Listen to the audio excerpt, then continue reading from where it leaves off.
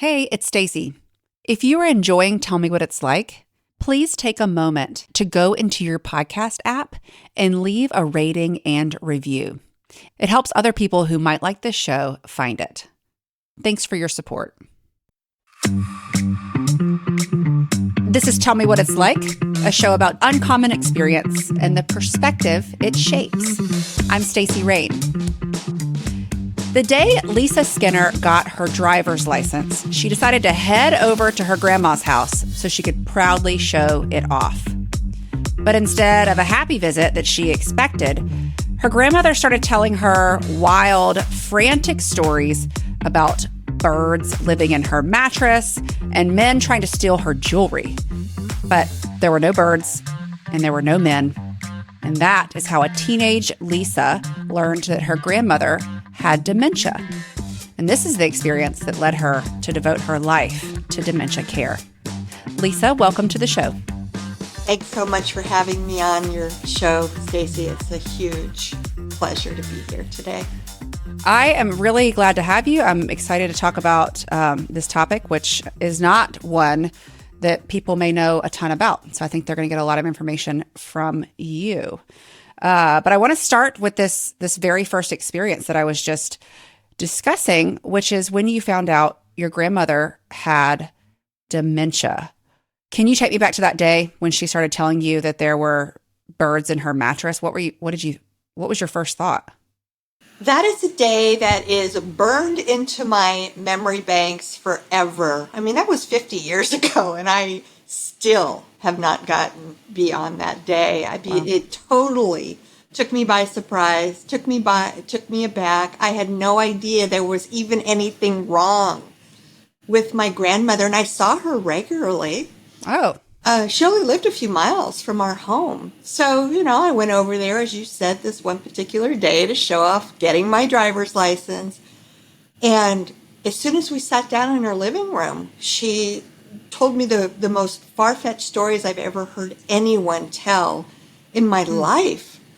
But the one thing that kind of prevented me from challenging her on these stories that she was telling me was I come from the generation where we were taught you don't contradict your elders. You don't insult them. You don't argue with them. That was drummed into my head. And out of respect, I just sat there with my jaw on the floor, not really knowing what I should do next or how to respond. But what I did do, unbeknownst to me, just because of the way I was raised, is I acknowledged what she was telling me. And I said to her, "This must be terrifying for you." Oh. And I said, "Can you take me into your bedroom and show me where these birds are getting in and out of your mattress so I can see? And maybe I can come up with a way to fix this problem so you can sleep again." So we did that, and of course, there were no birds. Yeah. There was no evidence of any birds.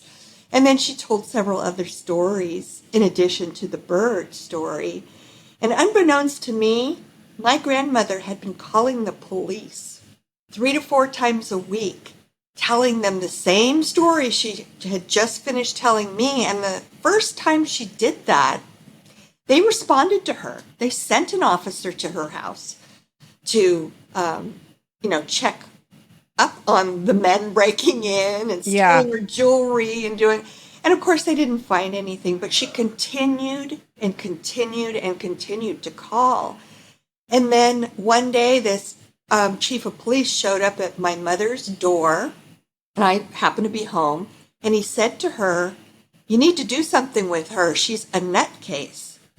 And said, "She's calling us constantly about these birds and people stealing things and these rats running all over her house." And he says, "We just don't have the time or the resources to deal with this." And I was shocked. Like, this is the chief of police. My grandmother's calling them because she believes they are there to save her, to help her, to solve her problem and figure out how to relieve her fear. She was terrified. And to have him call her a nutcase, he clearly didn't understand that there was probably something going on with her. But, again, that was 50 years ago. And my mother responded kind of in a similar way when I went home and confronted her. I said, why didn't you tell me that there was something wrong? And she basically said, okay, Grandma's been diagnosed with senile dementia. That's what they called it 50 years ago, not even Alzheimer's.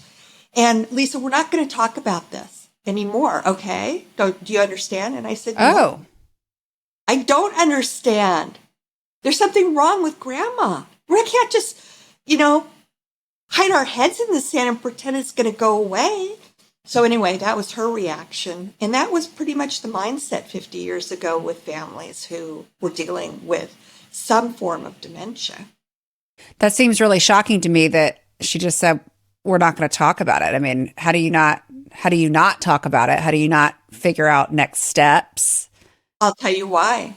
There was a terrible, terrible stigma attached to cognitive diseases, such as Alzheimer's and the other 100 and something that exist that cause similar symptoms.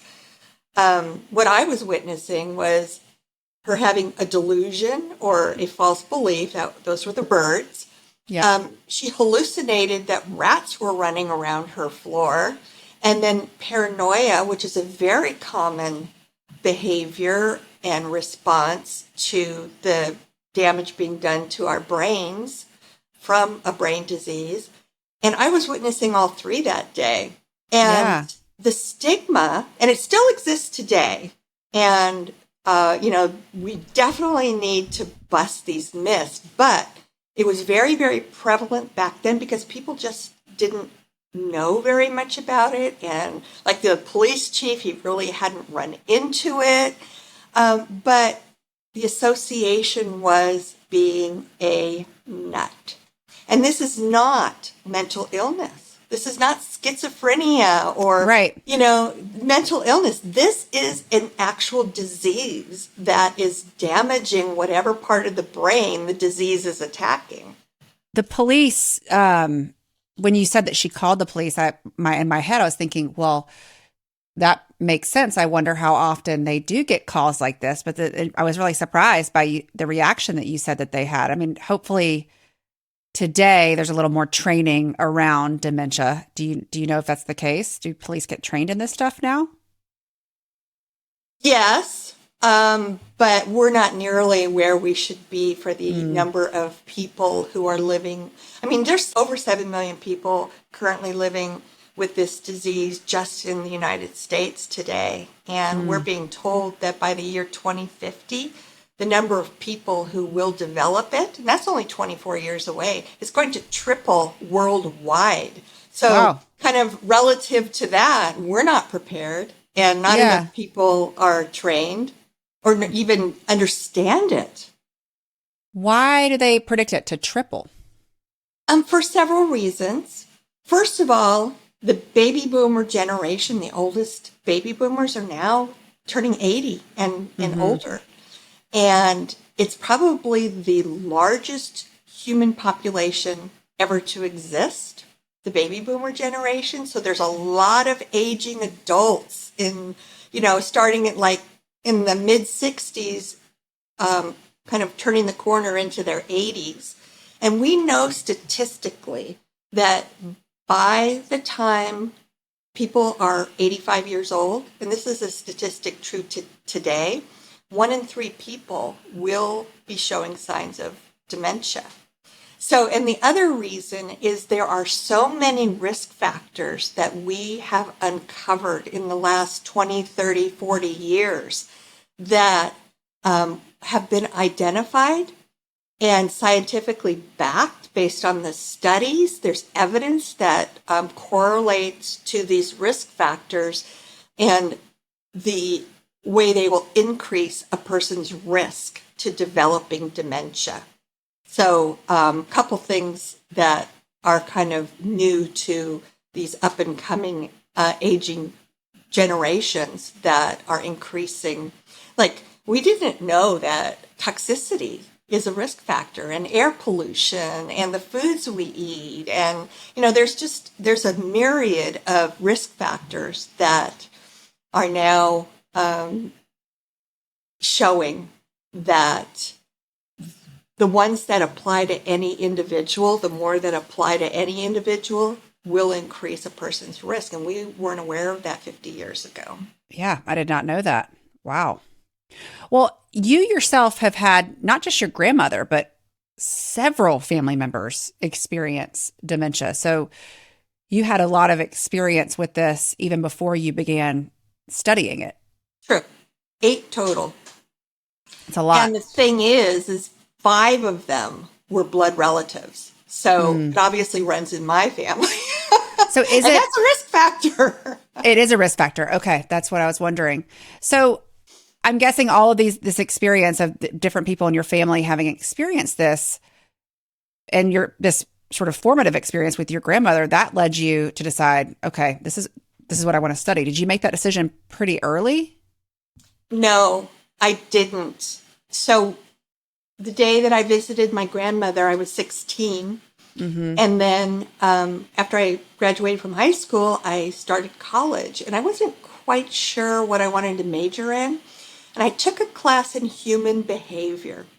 I've always been completely intrigued and fascinated by what makes people tick. Why do they behave differently in social situations than they do in organizational environments? And I was hooked. So I got my degree in human behavior, and I was just a thirsty, hungry sponge to learn as much as I could because I'm so fascinated by human behavior. And it was really kind of by chance that I ended up going into the profession of being a behavioral specialist. And I think really it called me, it chose me, and probably because of the combination of my fascination with human behavior and what I experienced with 8 family members going through dementia caused by a brain disease, that everybody, people's behaviors, their personalities, their moods, their cognitive function, it all changes. And that fascinated me. So I wanted to know as much as I could. And then, of course, with my family having gone through it so many times, I was discovering that other families were too. And they were really struggling with trying to understand what to expect. And they weren't getting any guidance from their physicians. Their physicians, even today, they're not really receiving much education or training on Alzheimer's disease and dementia. They don't offer that in medical school. So whatever they know, they learn from their patients. And there's no formal education on it. And they only pretty much understand the basics. They don't have time to, go really deep into it like I have done over the last 50 years, I guess I could say. Right. They've got a lot that they're thinking about, not just this one particular area. So a behavioral specialist, were you specializing in dementia right away, or did you do some other things? How did you end up I doing this actually for 30 years? started out as a pharmaceutical rep. Oh, okay. And I worked for a big pharmaceutical company. And then I also was what's called a physician liaison. So I've always kind of had a medical background, which I've also been fascinated by. And the only difference between a physician liaison and a pharmaceutical rep is the pharmaceutical rep basically educates the physicians about drugs, and a physician liaison educates and nurtures the relationships between primary care physicians and specialists. So the primary care physician will refer their patients to this cardiologist or this, orthopedic surgeon. So really the position is to be the liaison between, the referring physician and the specialist doctors. And then we moved to upstate New York because of my husband's profession. And I was looking for another job. And I answered, it's like really small rural area in upstate New York. And there's not a whole lot that is offered professionally up there. And I answered an ad to be a community counselor at an assisted living facility that also had a memory care wing to it. And I got the job, and my job was to do the assessments on people who were considering moving there to see if they were a good fit. The assessments helped identify what their care plan needed to be. And then literally the job was helping counsel family members into the transition that they were coming from, which was a hospital bed or their own home. And that was my introduction to working with families in the dementia world. And it was such just an unbelievable fit for me that I knew that, I guess you could say, I felt like I was home. And I've been doing it now professionally for 30 years. Yeah, it does seem like it was calling to you. Like it was. Your life was sort of pointing this way. So what does your job look like? How do you help families and caregivers who are... I would say I have trimmed it down from what I used to do, which was actually work hand in hand with family members and also with people living with dementia and help them understand the disease.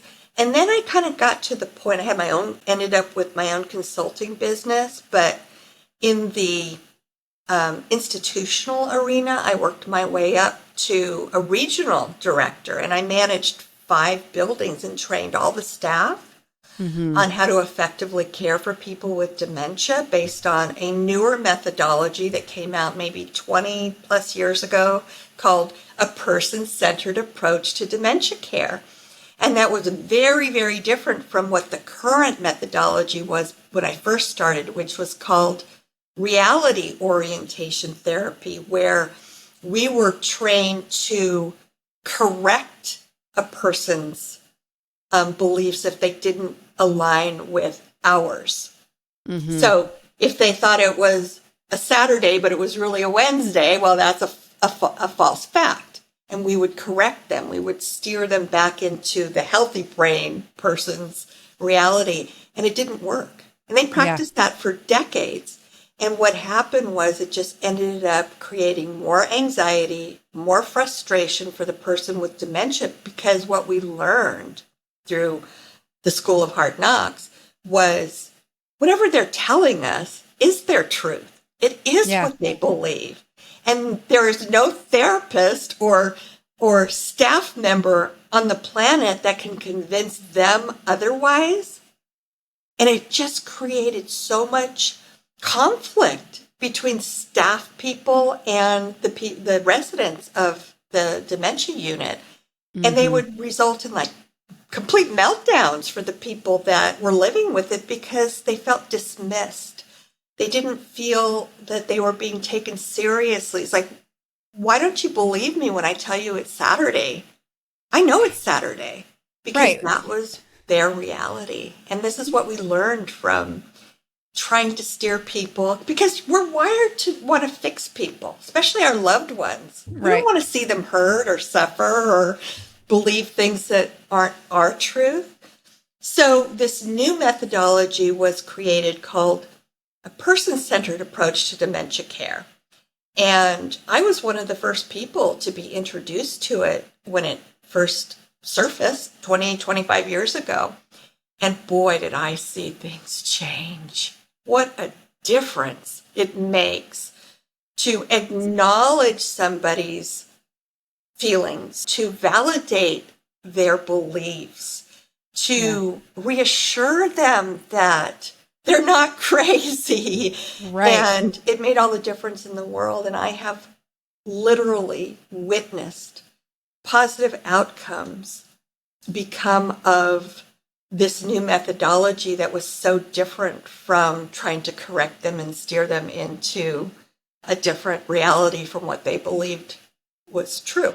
So let's talk about that different reality because I'm sort of thinking of all these movies and books that we read that have this scenario, right, where the main character wakes up and their reality is different, and maybe it is Saturday to them and it's not to everyone else, or whatever it is.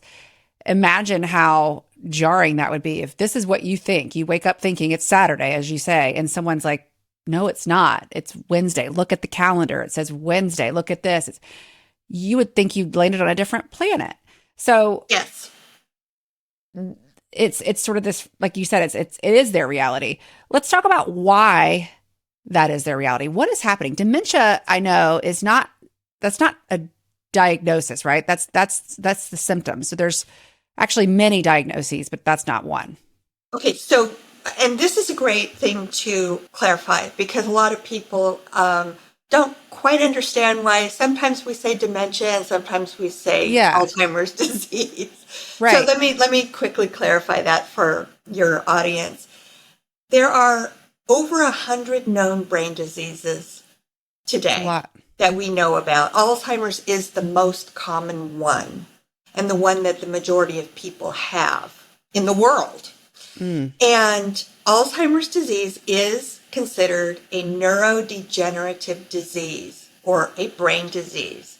And with Alzheimer's, for example, the hallmark of Alzheimer's is that it initially attacks our short-term memory. There are other brain diseases that people probably are starting to hear about because they are talked about in the media more than they've ever been. Lewy body dementia is the one that Robin Williams was diagnosed with. And there's frontotemporal dementia, which is the one that Bruce Willis has. And so there are over 100 of these diseases. There's vascular dementia that is actually caused from strokes. So when I say dementia, what we ended up doing was putting all of the signs, symptoms, and behaviors that show up based on the damage being done to the part of the brain that the particular disease is attacking. And we put them in this bucket, which we use as an umbrella term called dementia. So when we say the word dementia, we're really just, it's synonymous with signs, symptoms, and behaviors that we witness as a result of a person's brain changing because of the damage being done. So can I address your other question about why do people have different realities? Yeah. Because this is a perfect segue into that, answering that question. Okay, as I mentioned, Alzheimer's disease is the most common brain disease that we see that causes dementia. And Lewy body is a brain disease that causes dementia. Vascular damage from strokes is another condition that causes dementia. And the other thing that a lot of people don't realize is it's not uncommon for people to have what we call mixed dementia. So they actually have more than one of these brain diseases developing in their brains simultaneously. Goodness. So you can have vascular dementia and Alzheimer's at the same time. And a lot of the symptomology overlaps between the different brain diseases. So the hallmark of Alzheimer's is it damages the short-term memory first. And then it, moves on to other things, other cognitive function abilities. But what happens is the more damage that's done to the short-term memory. So think of the short-term memory in the beginning of the disease as a person's progressing through the various stages. The short-term memory is functioning pretty normally. You don't notice a lot of signs that there is a decline in short-term memory function. As a person moves closer into the mid-stage, then what happens is enough damage has been done to the short-term memory. And think of it like it has an off and on switch attached to it. Sometimes the short-term memory switch is off, and sometimes it's on. About maybe 60-40%. By the time somebody progresses into the very last stage of Alzheimer's disease, that short-term memory switch is either completely off and they have no short-term memory left whatsoever, or when it goes on, it's very brief. They might have short-term memory recall for just a very finite period of time, like minutes. And then the short-term memory kind of short circuits and malfunctions. And when that happens, they're pulling from their long-term memories because our long-term memories stay intact the whole time. So this is why people, when that short-term memory switch flips off, they're actually time traveling back into a different time frame of their life. And it's somewhere back in time, and it's different for everybody. Some people regress back to their childhood, and they think they live in their parents' home where they grew up. So if they don't recognize their current home surroundings, if it's not familiar, they might be saying to you all the time, I want to go home. I want to go home. I want to go home. Because they're looking for a place that's familiar. Because with dementia, familiarity represents safety and security. They don't know where they are because in their minds, they're living back in 1945 or 4050. So you have to kind of follow the cues. If your loved one is saying, I want to go home, I want to go home, that's a cue to you that maybe that short-term memory just malfunctioned and they think that they are living in a different period of their life and they're looking for the home that's familiar to them. Now, if they've regressed back into their 30s, they probably are married and have their own family, so they would be looking for that home. And that family. I mean, that's got to be really scary and disorienting for that person. Where is my spouse? Where are my children? Because really, when you get to this point in the progression of the disease, their whole existence really is about looking for familiarity, things that make sense because their world no longer makes sense to them, because that is what helps them feel safe and secure. And this is one of the most fundamental things that people need to understand about Alzheimer's disease.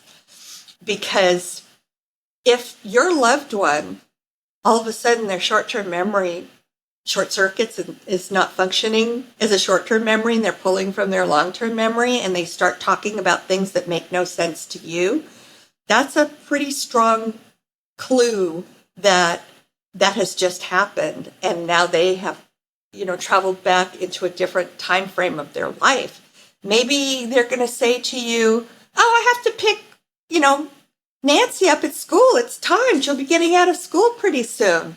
And you're like, Nancy? Nancy's 40 years old. Why would you be going to pick Nancy? Because in their mind, they're back when Nancy was maybe 6, 7, 8 years old.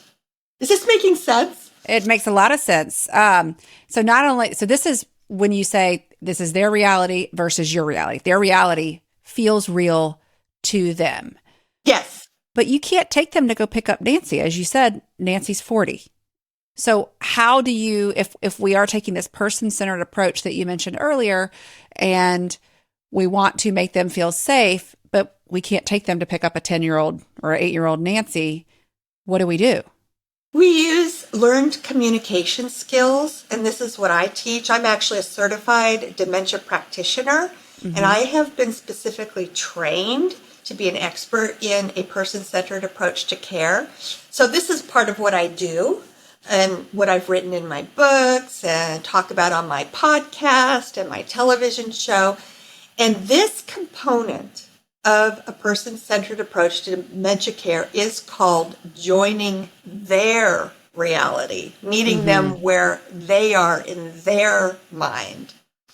So there are very, very skilled communication techniques that we know will effectively relieve their concern about believing that Nancy is sitting at school waiting for mom or dad to pick her up, and we got to get to her. Because we know now that that person believes it 1,000%, and nothing we can say to them is going to change that reality. Right. Because if I, if I am in this life of being a parent and needing to pick up my child, I cannot imagine how distressing it would be if I think I need to go pick them up and I can't do that. I'm not sure how much time we have, but I have a quick story that will really illustrate what a real experience I had with one of the 8 family members. As I mentioned, 5 of them were blood relatives and the other 3 were through marriage. One of them was my mother-in-law. So my husband's mother had Alzheimer's disease. And her primary caregiver was my husband's youngest sister, who lived with my mother-in-law after my father-in-law passed away, and she was the primary caregiver.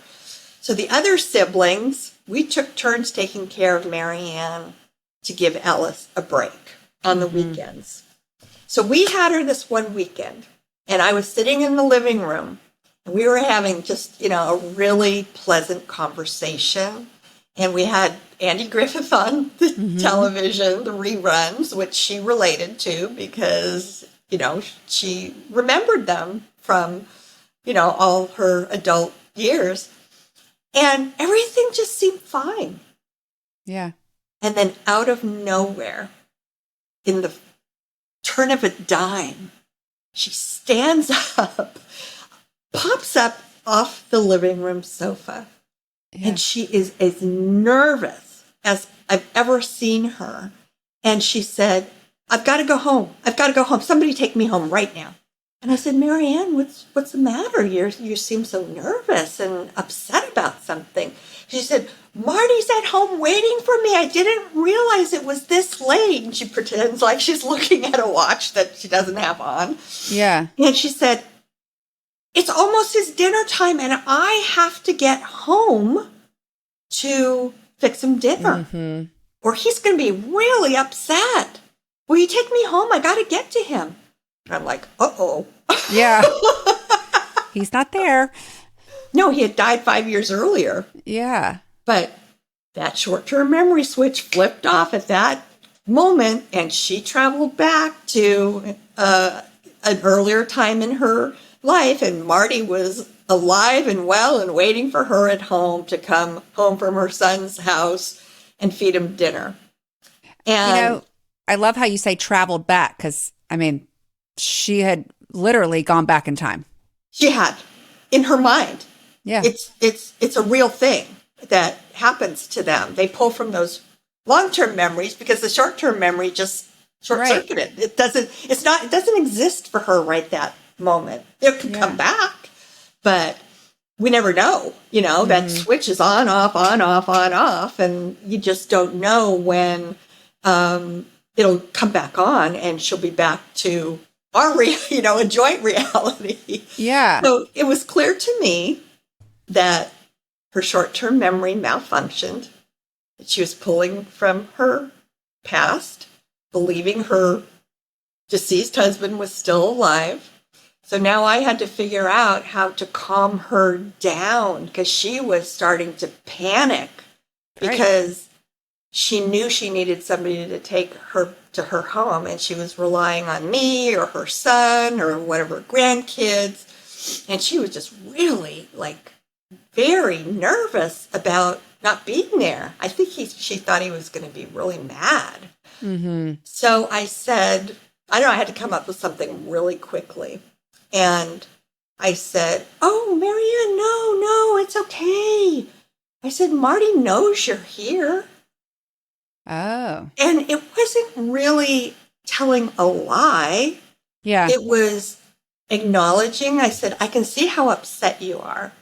So I'm acknowledging her emotions. I said, and I see how important it is for you to get to him so you can give him his dinner. I said, but he actually knows you are here because he called a while ago. And Roy, her son, said, oh, she's having a great visit with us. And, it's really pleasant. And we're kind of reminiscing on Andy Griffith reruns. And he said, okay, well, make sure she understands that I don't want her to feel rushed. And I'll see her when she gets here. So I told her that. And she said, really? Mm-hmm. He's okay with me staying a little longer? Because I'm really enjoying my visit here. I said, absolutely, he's okay with it. And he was really worried that you were going to be worried that you had to rush home to him, but he's fine. And she says, well, okay, then I'll stay a little longer. And she sat back down, and it completely diffused where this whole thing was headed, which was to a meltdown on her end if I didn't, react to her needing to get to him. Because like you said, there was no Marty waiting for her at home. Right. And I was just hoping that her short-term memory would switch would flip back on and she wouldn't remember this whole thing. And that actually is what happened. So we resolved it for the time being and de-escalated the thing that was concerning her so much. And after she sat back down and we kind of just got back into continuing what we were doing before this whole incident happened, her short-term memory came back and she never mentioned having to get to him again. And then we ended up taking her, home shortly after that. But it was on, it was over in a minute. But while she was in that panic mode, thinking that he was there waiting for her, she wasn't going to let go of that. And they don't. They don't. Once they have a belief, they don't let go of the belief until they get some sort of resolve or satisfaction to what it is that's worrying them, bothering them, concerning them. So that's an example of how I joined her reality instead of saying, Marianne, I'm confused. Mm-hmm. Don't you remember that Marty passed away 5 years ago? What are you talking about? How could he possibly be waiting for you at home? That's her instinctive response. Right. That would be an instinctive response. It's like, oh my gosh, what is mom talking about? I'm worried about her sanity and we want to fix him. We want to correct him. And that is what we learned just makes situations worse. So, in the best interest of our loved ones, we have to figure out a way to calm them down because she was reacting on emotion. Right. She lost her ability to reason the situation out, which happens with dementia. They lose that completely, especially in the stage she was in. And there was nothing anybody could do to convince her that Marty wasn't at home waiting to be fed. Right. And so to find a way to de-escalate the situation and find resolve to it, I had to reassure her that I understood how she was feeling. I acknowledged how she was feeling. And then I had to quickly come up with a resolution. So that's what I came up with. Right. And it worked. Yeah. Well, while you were telling me that story, I felt very sad, not only for your mother-in-law, but also for you and your husband, because where she's in a different reality and she's panicked, and that is, it's sad for her. She's thinking that she's in a different place than she is. It must have been really sad for the two of you. And so it makes me think of the situation of the caregiver as well. So your caregiver has a reality. The person who's experiencing dementia has a reality. Those two don't often mesh. But I think, when someone's saying, oh, your dad's waiting for me, when your dad's actually been passed away for a little bit, that must have been hard.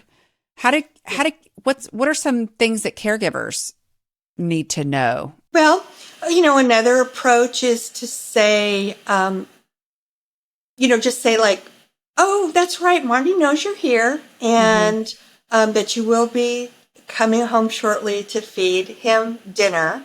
So, yeah, we're going to get going in a short period of time, but it doesn't have to be right this minute. So why don't we enjoy a warm cup of tea before I take you home? And then we'll get in the car and I'll take you to him. And you're just hoping and praying that she'll kind of come out of the being in that time frame by the time and then you have to, kind of think of something else. But there's a lot of techniques and skills, communication skills and diversion techniques, redirecting techniques that can kind of resolve it for the moment. Mm-hmm. And then, kind of have to see if by then she's kind of off of the belief that that she's got to get home. So you have to just take it minute by minute, day by day. But once you learn how to insert these skills into the situation, they become more second nature than our initial instinctive reaction. We really have to retrain our brains to learn how to effectively respond to the mind of a person living with dementia, because it is very incongruent to ours. They don't match up at all. I imagine that being a caregiver is hard. You mentioned your husband's sister, you would need to give her breaks. It can be quite intense, I'm sure, at times. So what advice do you have for caregivers outside of just learning these techniques? I can honestly say, and this is from not only professional but also from personal experience, that caring for a person who is progressively losing their cognitive abilities, and it's every cognitive ability, it's memory, it's reasoning, it's logic. They suffer from mood swings. They feel depressed. I mean, it just goes on and on and on. And while you're standing there or sitting there helplessly watching them lose cognition and seeing it decline to the point where they just can't really function on a day-to-day basis the way they did when their brains were healthy, and they need a lot of help and cueing, it really probably becomes one of the most challenging jobs that any of us will ever have to undertake, because you're trying to communicate with somebody who doesn't understand you anymore and doesn't understand the world they're living in anymore. And we have to be that guide for them. And if we don't know what we don't know of how to make that happen for them and how to provide that for them, then you're in a constant state of conflict. You're like on that proverbial hamster wheel and you just don't know how to get off. You're constantly just reacting to everything. So this is why a person-centered approach to dementia care and the other components that go along with it, like joining their reality, knowing how to implement reminiscence therapy into your daily routine, knowing how to set up a set routine that's familiar and secure and safe to them is all part of this. And so that really, it takes knowledge. But what I have seen come out of this, personally and professionally, is that now we have the knowledge, the skills, and the tools available to us to be able to provide a meaningful, purposeful, joyful, dignified life for people that we never would have thought that was possible to do. Right. I mean, it just turned the entire landscape of living with dementia around for those who possess these skills, who understand what's happening to their loved ones as the disease is progressing. And what I emphasize to everybody, and this isn't just conjecture, this is based on fact and what I've witnessed and what I've learned and experienced, and just, thousands of families later, that a diagnosis of Alzheimer's disease does not have to equate to this is the end of the person's life. And unfortunately, that's a stigma that existed 50 years ago when my grandmother whole experience surfaced. And a lot of people perceive it that way today because they really don't know what they don't know, and that there is another way. Their life will change. It's not going to be the same life that they had before, but it's a true partnership. You know, the saying, it takes a village. And by kind of developing and creating and building a partnership with family members and caregivers and the medical team, this is all very, very possible to live, you know, very fulfilling lives. And I have witnessed it over and over and over again. And it makes me so happy to see that people can, you know, still feel joy and feel like there's a reason for them to get up in the morning and that they do matter, even though they're living with brain disease. Yeah. And for them and for their caregivers, it does not mean that, you know, everything's over. I love that you say that, because I do think when someone receives this diagnosis, it can be exceptionally scary just from all the things that you hear and see. And, you know, with this set of diseases.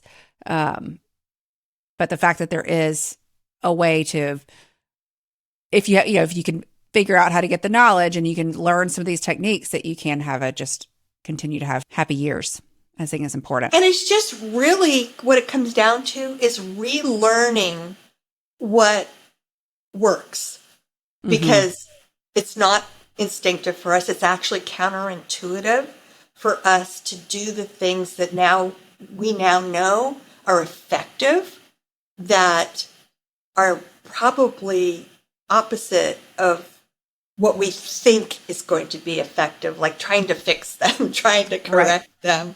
And you can't bring them back to your reality. You just got to be with them where they are.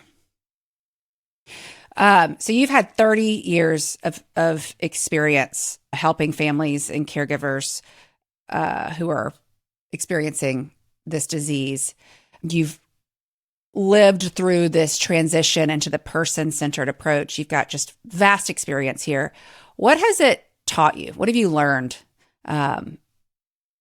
about this disease, about the world, besides the fact that, like we said, you know, it's not over. There's still plenty of happy years.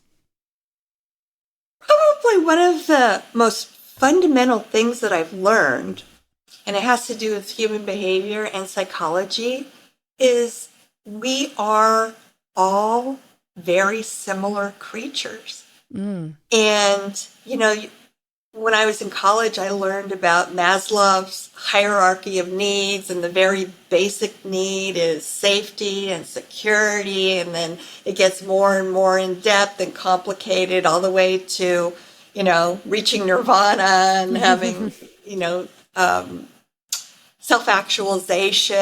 And but everybody's basic human needs are part of our DNA. And we don't really vary from those basic human needs. And that's probably the biggest lesson that I've learned. And when we live with diseases that are damaging our cognitive abilities, and we actually revert back to the very basic human need that all of us possess, and that's to feel safe and secure and loved, and that we matter, and that we have a purpose. And if we know how to tap into that, then we can make their lives still very meaningful. But that's really what it boils down to. And it's human psychology, it's human need, it's human instinct. And that's what I've learned. That's probably the most fundamental thing and the most profound thing that I've learned, because all of these techniques that we use to diffuse the situations, to respond to what we hear they believe, it really comes down to confronting and satisfying those basic human needs in every aspect. You just have to understand that and then learn how to accomplish that.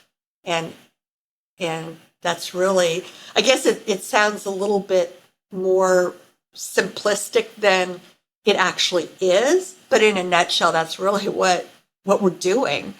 And there's a lot to it. There's a lot to learn and a lot to know. But once you do and you understand it, you will see the results of being able to turn, a potentially really negative situation into a positive outcome for everybody, for the caregivers, for the family members. You don't have to live the next 20 years constantly being in conflict with the person that you love because there's a disconnect between your reality and their reality. And that's what we know we can do now. We have the knowledge, we have the skills, we have the know-how, the techniques, and we've seen them for a quarter of a century now, being able to provide a much more stable, joyful existence for people right up until the end.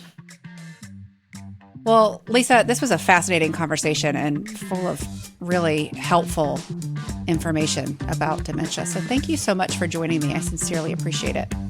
Oh, it's my pleasure. Thanks again for having me on. I think it's so important for people to hear these things and know that, there's a better way. There's a better way. Thanks so much to Lisa Skinner. For more information on caregiving for loved ones with dementia, you can check out her book, her podcast, and her website, all linked in the show notes. Next week, Dr. Stephen Stein on being a reality TV psychologist. I'm Stacey Rain. Thanks for listening.